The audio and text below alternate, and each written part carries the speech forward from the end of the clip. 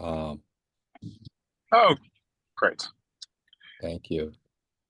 Mr. Co-Chair, go right ahead and start our meeting, sir. I think we have a quorum. Thank you, Representative Patterson. Yes, so today we have welcome everyone to the State Level and Systems Policy Committee meeting. We have three main topics to discuss today, and our quorum has been established. We'll first review the committee's recommendations of the draft social emotional learning standards. We'll then review OSSE's feedback and updated financial literacy draft standards, and then move on to discussing possible March public meeting panel on the social emotional learning standards. So to jump right in, the committee has been emailed the draft standards of the social emotional learning.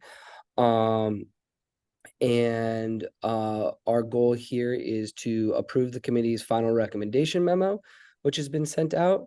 I thought the memo was very thorough.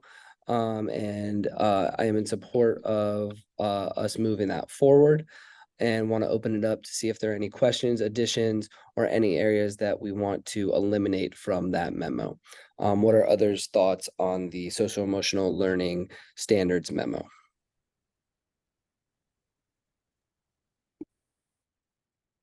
I'll start if no one else wants to. I just echo what you said on it. I read it through today. It looks really good. Kathleen, it looked like you did a lot of this amazing work on this. So thank you so much for all your work on it. And I'm in full support of it. It looks like we've really got some thoughtful questions and clarifications. So I look forward to supporting it today.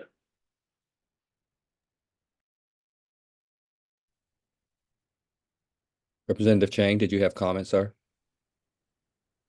I do not. Nothing in addition to add there. Okay. I was going to wait to go last after our other committee members. I'm in agreement, Mr. Co-Chair.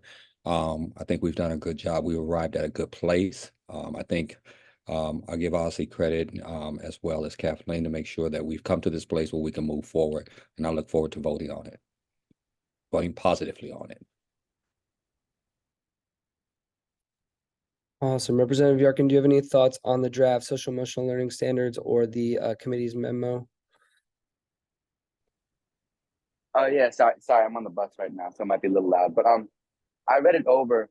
I think that the only thing I filled out the survey, and the only thing I saw was that for some of the older grades, I think implementation might be hard because trying to teach a 12th grader, how to think empathetically isn't as easy, as teaching a 6th grader. So I envision some problems there trying to teach something as sort of fundamental as values to an older kid, Mm-hmm. Yeah, good point. And I think that can look differently in different grades. I know just like as a 12th grade teacher myself, that might be in the form of perspective taking, in a history class, and just being able to consider different perspectives, and then, respecting diverse and different viewpoints. But your point is well taken. I am wondering before we vote on this, if we have any ideas or strategies that we want to work towards to promote participation in the student survey. I'm wondering what our capacity looks like to be as to how to push that out, and how we can most efficiently and effectively reach more students.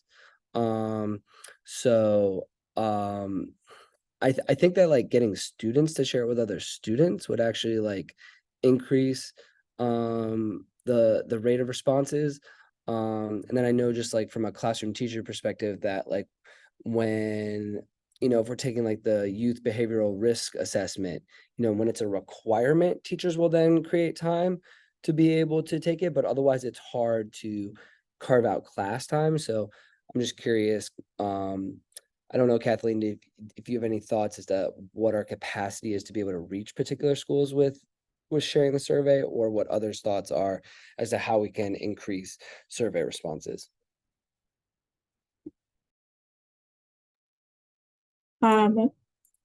So as you all know,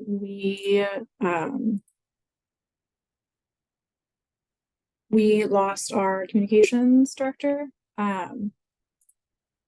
recently, and last week we did have an interim person working, where we could find a permanent person to fill the role, but sort of when we initially started talking about this, I did kind of emphasize that a lot of it would be on the members to push it because there's no one in our like publications, like outward facing role at this time.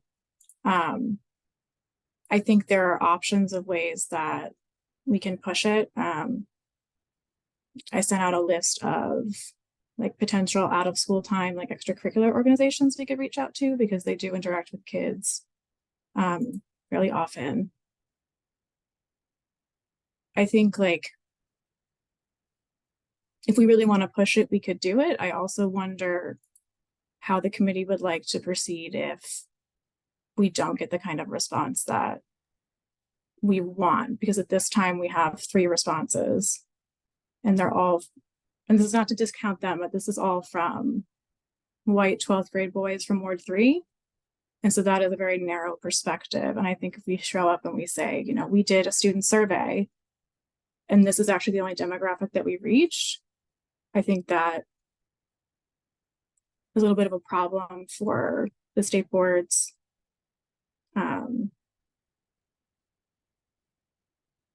Like goals of being really representative of students. Totally. So And it's, yeah. what was our original deadline? So the current deadline is on Sunday. Okay. I think we try individually, those of us on the call, to share it out and ask. And does that mess with the methodology if we push it? Push it if like you all are pushing it? Yeah. No. Okay. So I mean, to the point where is anyone available? I mean, it's very last minute, but should we even consider doing it? You know, I think the best way always is to share it to individuals, and then that we know, but I don't want to mess with the methodology there, and the accuracy of the findings, but also, you know, go to a drop off or pick up at a school one day and go actually ask individual people what are folks thinking we could do.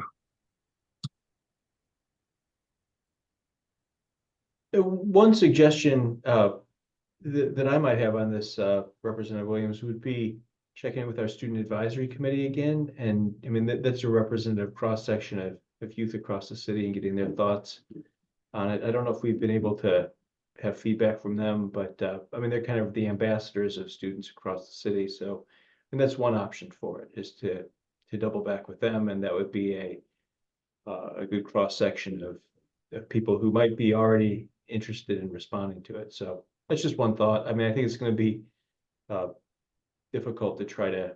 I mean, we can always try to interview students, but you know, my ward would be obviously the ones we've already got responses from. So I'm not sure that would change the balance on that. I think the responses we do have are from people from the SAC.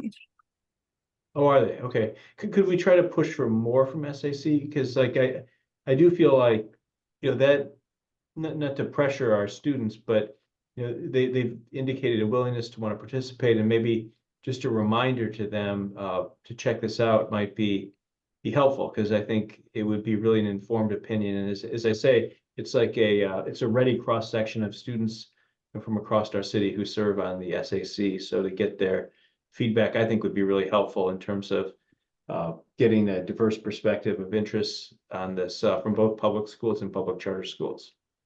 We can send it out again to the list. One thing I don't really want to like put more on you, Kathleen, but I think condensing it, I don't know how much it can be condensed, but for me, it took me a solid maybe 10, 15, it took like 20 minutes for me to read the whole thing and then fill out the survey.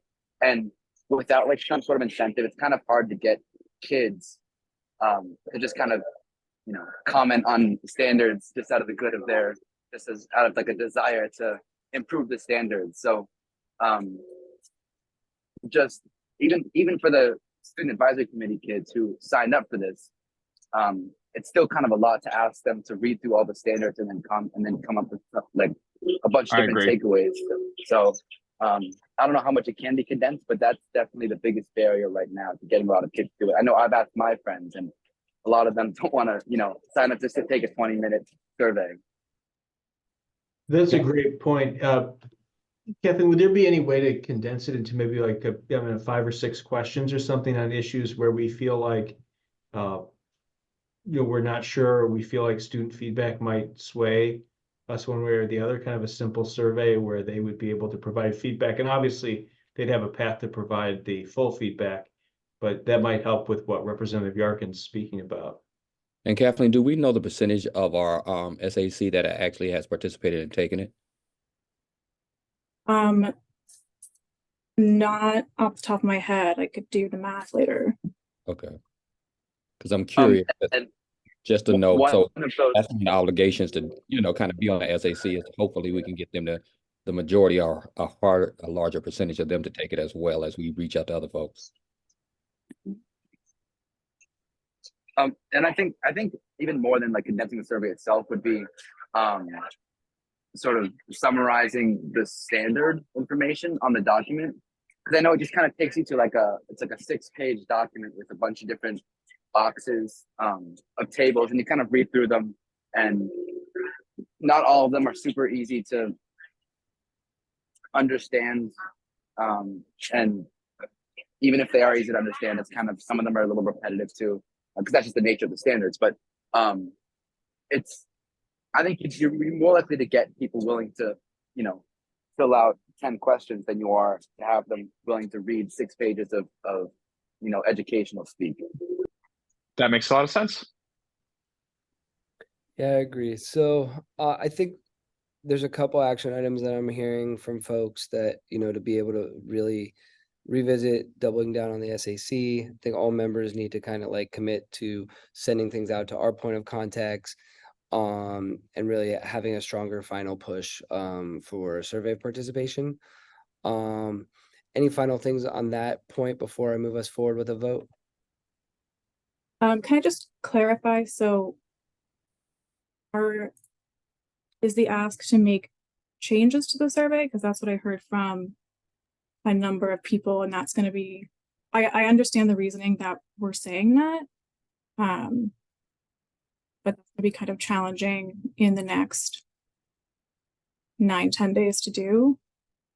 And like, if we're pushing it out, are we pushing out the correct version? So I just want to make sure that I'm clear on what. Thank you for asking happening going the forward. right operational questions, Kathleen. I think that's a fair point. What would you think is the operationally feasible timeline for you and someone from the staff to come up with the summary, kind of like 5 to 10 questions?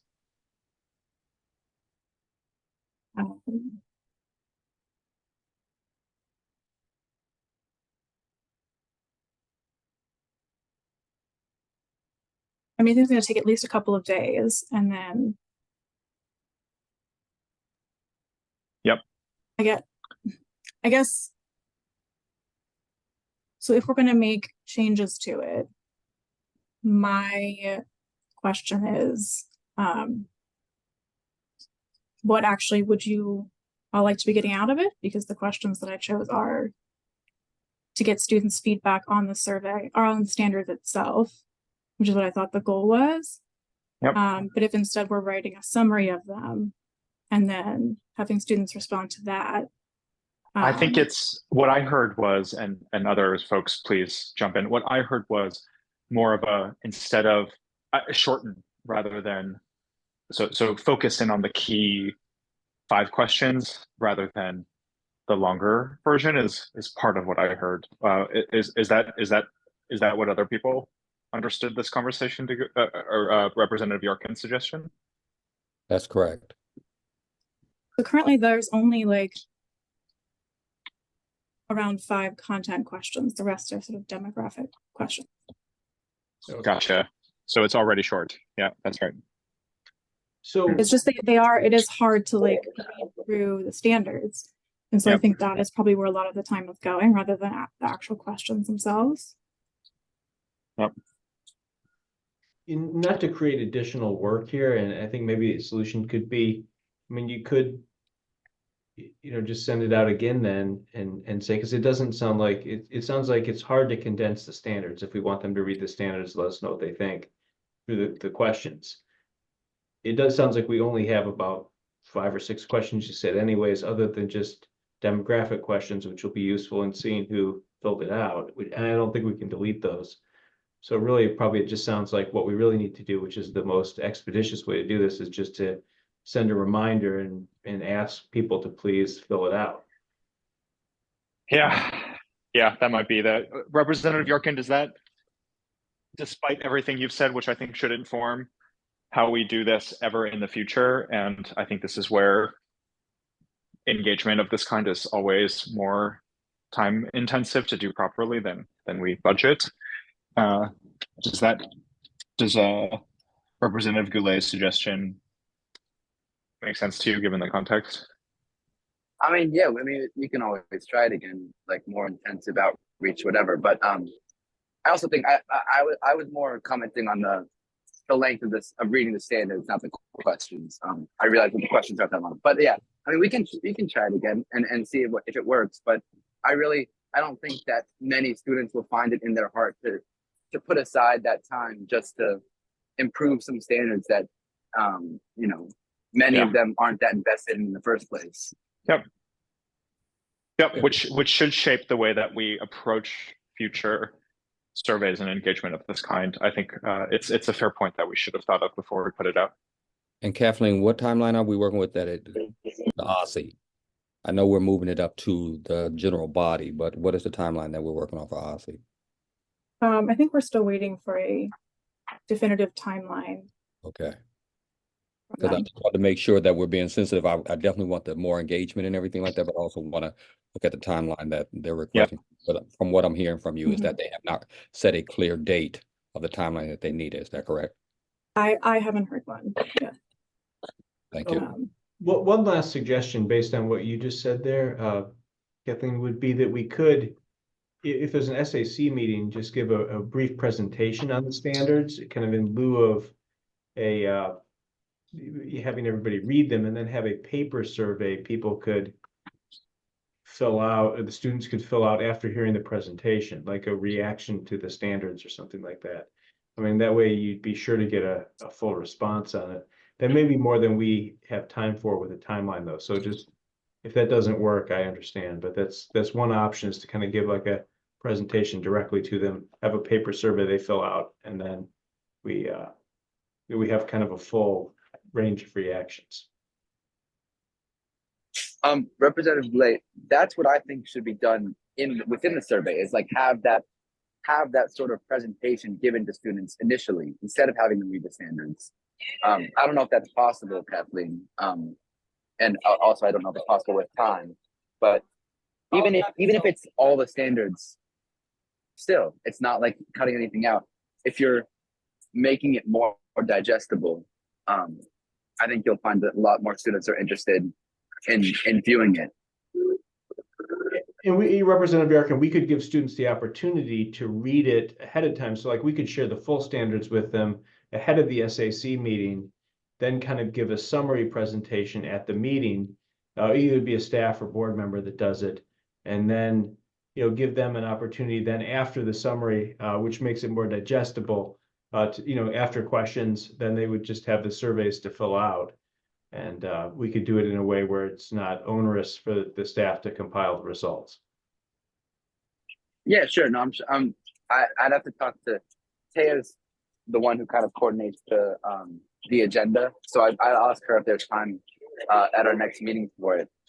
I was more saying for students outside of the SAC, but if you think that the SAC, I mean, the SAC is a pretty wide array of students and perspectives, so that could be sufficient. But I was thinking more for like the broader student body, how you can reach them. Gotcha. So Kathleen, at this point, to draw some closure here, what feels feasible for next steps? So what? Um,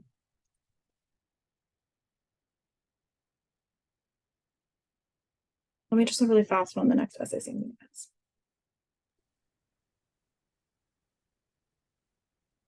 All right. So I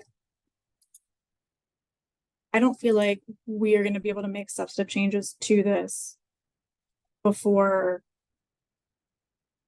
we bring it to, like, we deliver the memo and it sort of like moves out of committee. I think I've heard, I'm taking notes, a number of action steps for how to kind of publicize what we have and then lessons for the next time we do this. I also think, and this gets to one of the later agenda items, we can encourage people who don't want to fill out the survey to maybe send up testimony for the public meeting because we're having a panel about it.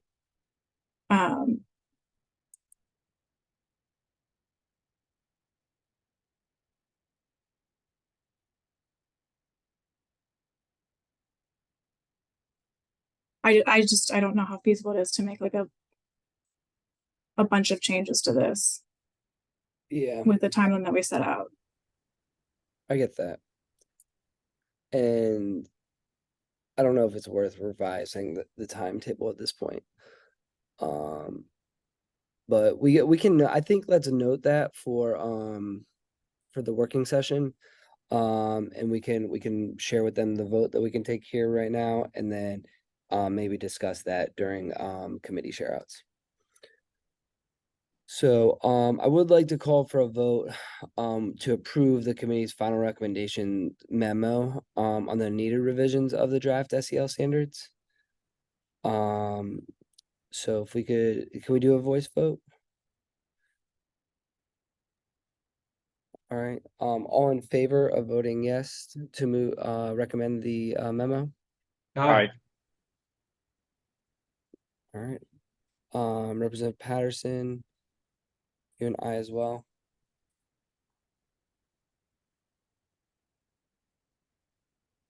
I am an I. Representative Yarkin, are you an I as well? Yes, I am. Sorry. Okay. All right, so we are four ayes, or 5 if Representative Patterson votes with us as well, and no abstentions. I want to move us right along to He meshes in the chat. Aye. Great. All right. So moving on to the OSSI feedback and updated draft financial literacy standards.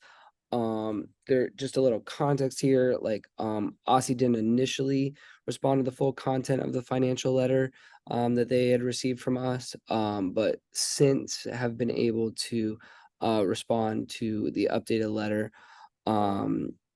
And those materials have also been emailed to all board members. So the work right now is to just clarify, did the revisions that we got raise any concerns for anyone? Or do you think this draft is ready for approval?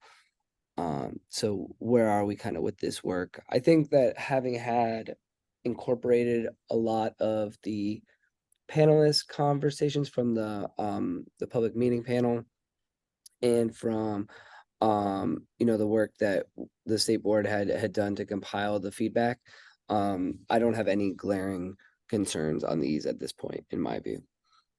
I think to me the bigger question is around implementation. Additional thoughts? I'll just concur with what you said. I mean, it looks like thoughtful changes, and I'm definitely prepared to support it. So thanks for your work on this.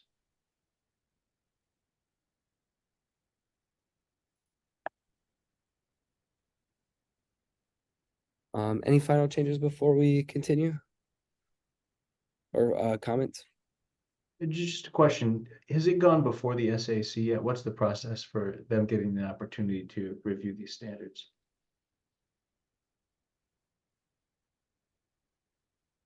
I think, yeah, I'm pretty sure there was a presentation from Aussie directly. Okay, great. That's all I wanted to know. Okay. Thanks. All right, so with regards to pivot somewhat back to the public meeting panel, on the SEL work, we I'd like for us to briefly define like desired outcomes for a panel on the social emotional learning standards, and if we have any panelists to propose. So are there particular voices that we'd like to hear from? I definitely would at least like one student voice. I'm also wondering if this is an opportunity to potentially get like a middle school perspective and maybe like a high school perspective if there's a teacher, or a parent that wants to work with their middle schooler to be able to like provide a perspective, at how this can look at different age bands. And then I also feel like getting a dean of culture would be really important. Someone who's kind of worked in schools, who's kind of has the whole school as their student population. But I'm curious what other positions or perspectives people would like for us to consider for our panel. Representative Williams, can we start with the first question about what people want to get out of it? Because I think that will inform the voices that we need to hear. And that also is information that we will need, as I noted in the notes, if we want to ask someone from GCPS to join us. We'll have to have that clearly kind of defined objective. So that question is, what would you want to learn from a panel on social emotional learning standards? And my answer to that is that like I'd want to see like how this implementation looks at different age bands, and how different schools are doing it, and how they focus on SEL learning. Other desired outcomes? I have similarly operational questions, Representative Williams, around, but one step further than that, I think of, just building off of what you were saying, it made me think of supports that are helpful, right? What is or isn't helpful to actually then operationalize those things would also be nice. And I think if we think about, trainings, for example, right, what distinguishes a good training from a bad one? That layer of detail I'm interested in.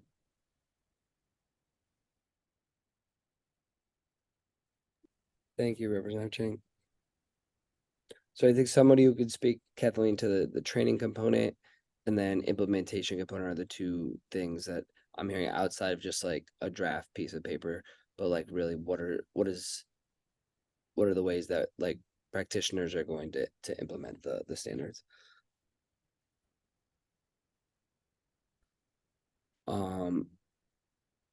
Any other thoughts there on goals of the panel or particular panelists?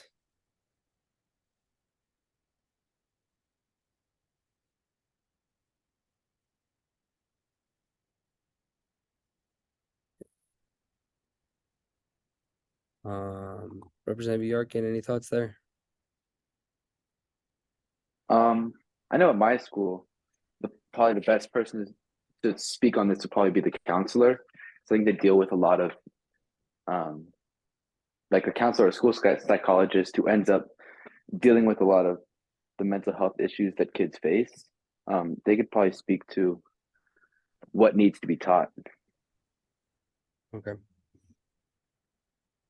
Was there any person or champion for this that kind of brought it to the table in the first place that we want to bring back just to make sure we kind of close the circle on it to ensure that everything that like was there an expert in DC or an organization that helped start this process that we kind of want to come and bring in at the tail end of it to make sure that everything that they were concerned about is included in this final draft of it? Do we know, like, do we recall from any witnesses that came in or anything? I don't recall getting any testimony about this before we brought it up, specifically about SEL standards.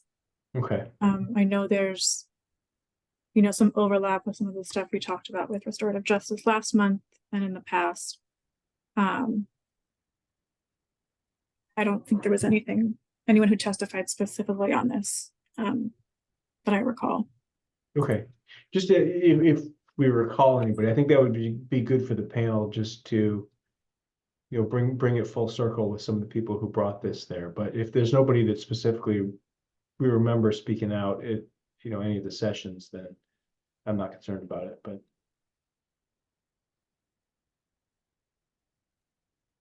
Thanks, Representative Ching. Any other final thoughts here before I move us on to new business? All right. Kathleen, do you feel settled with that, or any final clarification questions? No, just make sure that you are, and I'll send this as a follow-up, but make sure that you're sending sort of ideas for people who can fill these roles. So you can be reaching out to them. I know we have a little bit of a different timeline based on the new standard operating procedures, so I'll include that with the follow-up, but we're trying to get the panels settled a little bit earlier, compared to some of the times that we've in the past been confirming people like within a week of the meeting. Got it. Thank you. Yeah, and we should all commit to brainstorming and communicating potential panelists. Okay, so for the last item here from new business before we should adjourn, I just wanted to briefly touch on, especially given that we won't have another working session before the special meeting for the report card. Any final things that we should communicate to leadership or to Aussie around, small changes that can really just kind of polish off improvements on the report card. The things that are top of mind for me that I would love the committee support on in just communicating to leadership would be displaying the average minutes per week in things like sciences, social studies, arts, to make sure that the kids are getting a robust education and that we're not allowing testing to take away those other fuller studies from students. And then also, while I agree with the Empower Ed memo that we don't have it necessarily right, and Kathy Riley had alluded to this at our meeting too, around what particular things we want for school safety to make sure we're thoughtfully communicating information to the public. I would like for Aussie to gather more feedback in this round of the report card so that when we do revisit this in 2 years or down the road, we can have more information around behavioral health supports or like safe passage information or restorative justice programs, like those types of things. So I'm curious if others are in support of those two initiatives for us to communicate to Aussie and make sure that leadership is on board in this final iteration before our vote.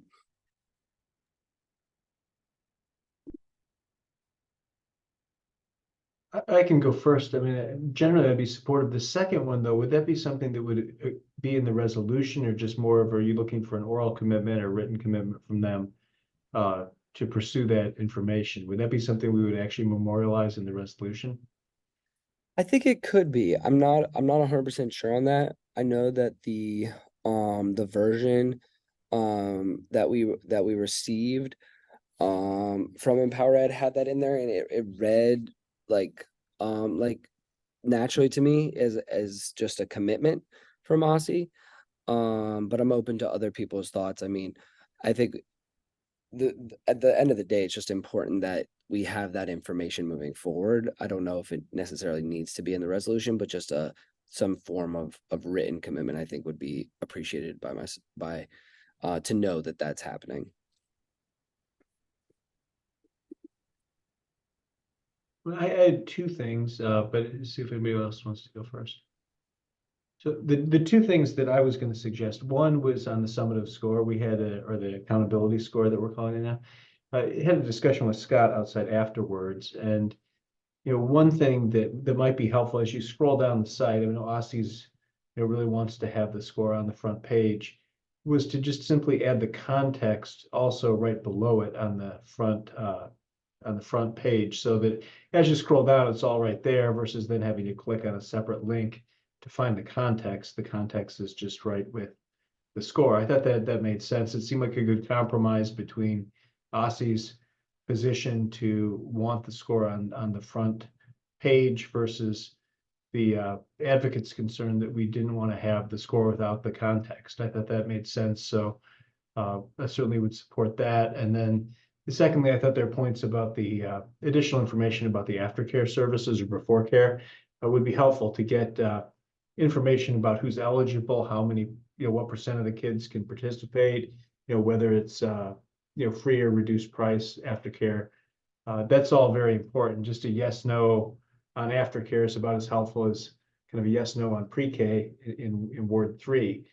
You don't really, you need the details. So we definitely support getting that type of detail included in there, for each school, because aftercare is a big issue for parents in my ward that they bring up over and over again, and they want to see the percentage of students that can participate in that. So those would be two changes that I would really support and hope Aussie is willing to work with us on before the final version. Yeah, I'm in complete agreement with that, Representative Goulet. I think that's sensible and will be beneficial for the public. Beyond the content, Rep. Williams, what do you think is the expectation of what happens next before the special meeting? I think we really just need communication. I think we're about a little over a week, right? So I think that we should make sure to follow up with SBOE leadership. Representative Patterson obviously being here helps a lot with that. And to be able to send Aussie that like the things that were just named, and to hopefully request, I'd hope for by the end of the week, a revised resolution, so that there's at least the weekend and then a day or two before we're able to vote, so that we don't feel like we're in a last minute pinch like we were last time.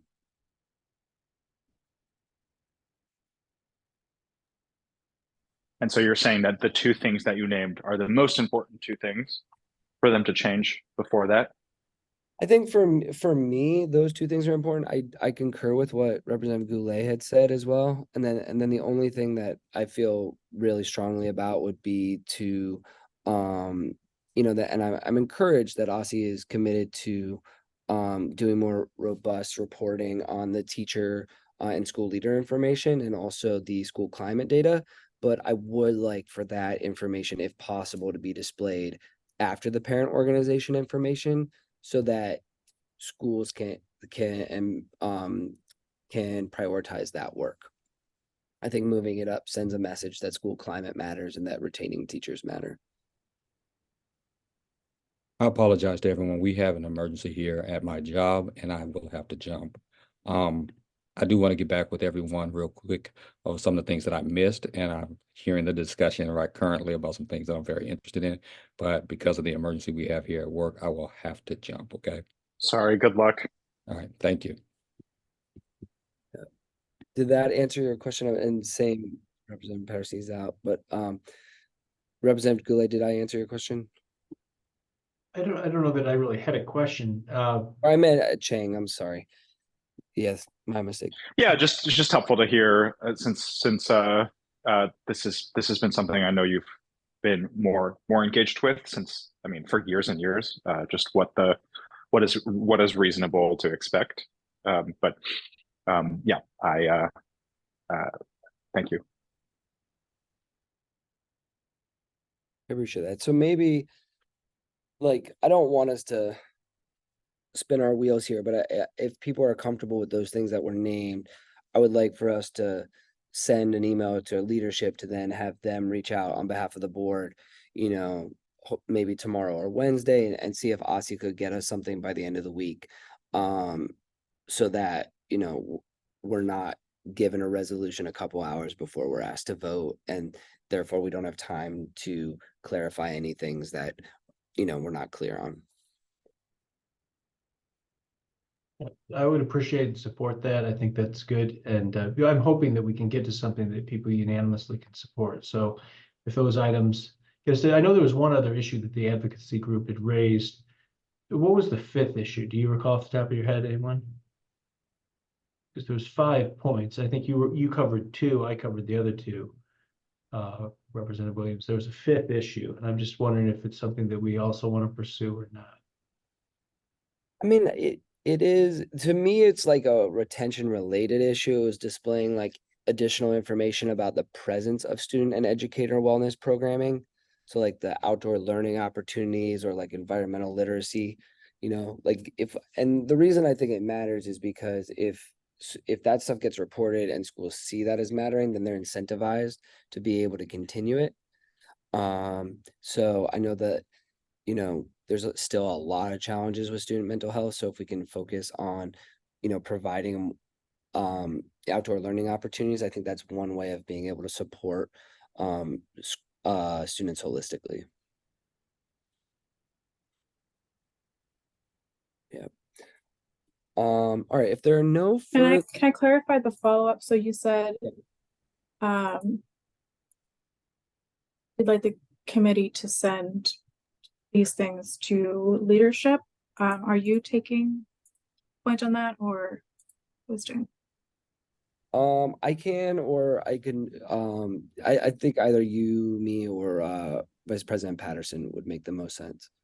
So I'll be out of office on Wednesday, so I And might be the best person to do it. Rep Williams, if no, just making sure we're on the same page and understanding that Rep Patterson wasn't in this part of the conversation and Kathleen is out, would you talk to Rep Patterson as your co-chair and make sure that we're all on the same page of what you move over to, I guess, himself?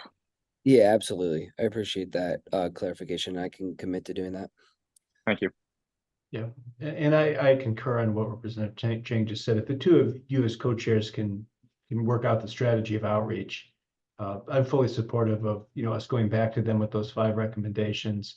You know, the 2 that are most important to me, but I support yours as well.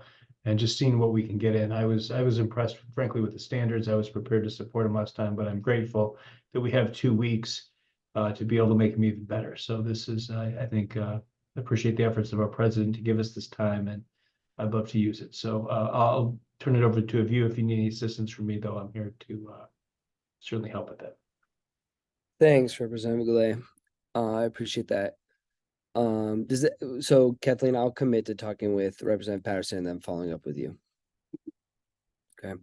Awesome. Well, that brings us to adjournment. So do I have a motion to adjourn? So moved. All right. And Yep. Thank you. Wonderful. Appreciate everyone being here, and I will be in communication so we can follow up with the report card and see everyone next week. Thank you. Thanks. Thanks. Have a good one. Yep. Good night.